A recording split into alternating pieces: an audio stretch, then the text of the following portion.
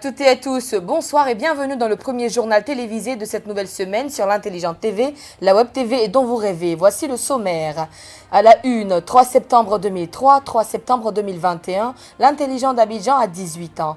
Guinée, le colonel Doumbouya annonce les retraits des passeports et véhicules des anciens ministres.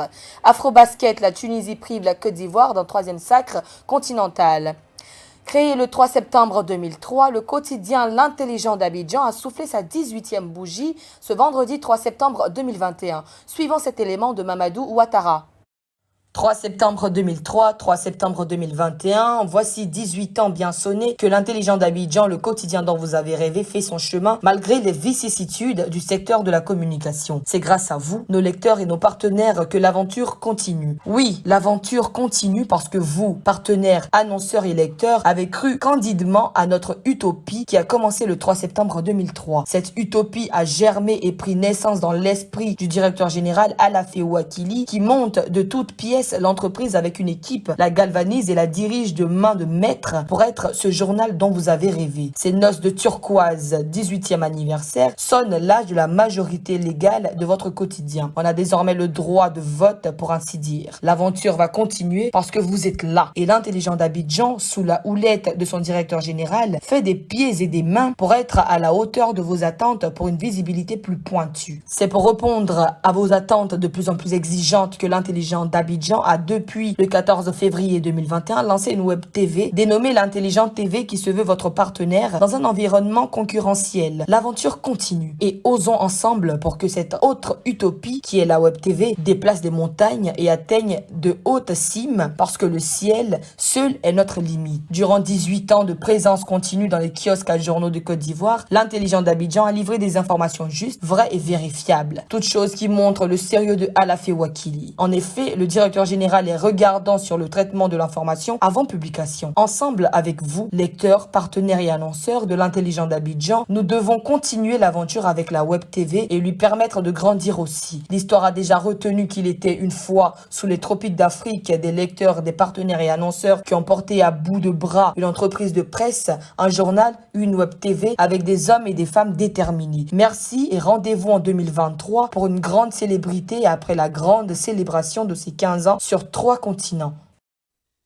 Le colonel Doumbouya a convoqué ce lundi 6 septembre 2021 les ministres et présidents d'institutions du régime déchu après son coup d'État du dimanche 5 septembre 2021. Joël Touré. Après son coup d'État le dimanche 5 septembre 2021 contre le pouvoir du président Alpha Condé, le nouvel homme fort de la Guinée, le colonel Mamadi Doumbouya, a convoqué ce lundi matin 6 septembre 2021 au Palais du Peuple à Conakry les présidents d'institutions et des ministres du régime déchu. Le Premier ministre, le ministre de la Défense ainsi que plusieurs membres du gouvernement du professeur Alpha Condé étaient présents à cette rencontre initiée par le patron des forces spéciales de la Guinée et en même temps président du CNRD qui est le nouvel organe mis en place par les putschistes pour diriger le pays en remplacement des institutions étatiques qui ont tous été dissoutes. Prenant la parole à cette occasion, le colonel Mamadi Doumbouya n'a pas été long dans son discours. Il est allé droit au but en annonçant les mesures suivantes résumées ainsi. Confiscation des passeports diplomatiques du Premier ministre et de tous les ministres avec interdiction de sortir du territoire guinéen, remise des clés des véhicules de commandement des membres du gouvernement sortant au niveau de leurs secrétariats respectifs, ouverture des frontières maritimes pour ravitailler le pays en vivres et non-vivres, levée de couvre-feu dans les zones minières. Le président du CNRD a donc pris l'engagement de ne pas engager de chasse aux sorcières à l'encontre des ministres du gouvernement déchu. Après cette première rencontre avec les dignitaires du régime du président Alpha Condé, le colonel Doumbouya a pris un bain de foule en paradant dans la ville à bord de son commandement. C'était la finale de l'Afrobasket à Kigali ce dimanche 5 septembre 2021. La Tunisie a battu l'équipe de Côte d'Ivoire avec un score de 78 à 75. Ange Kouadio nous donne les détails.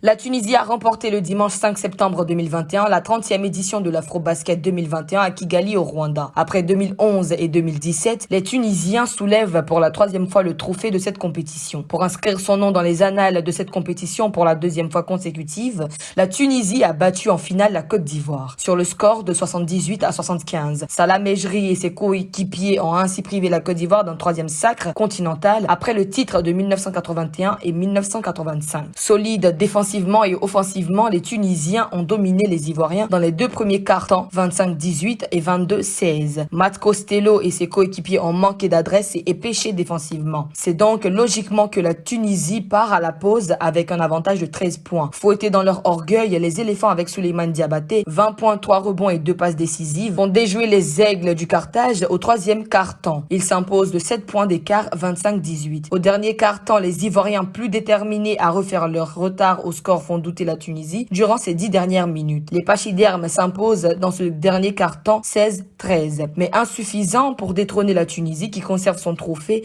avec 3 points d'écart, 78-75. Pour la 4e fois de son histoire, la Côte d'Ivoire termine vice-championne d'Afrique pour sa 7e finale disputée en 23 participations.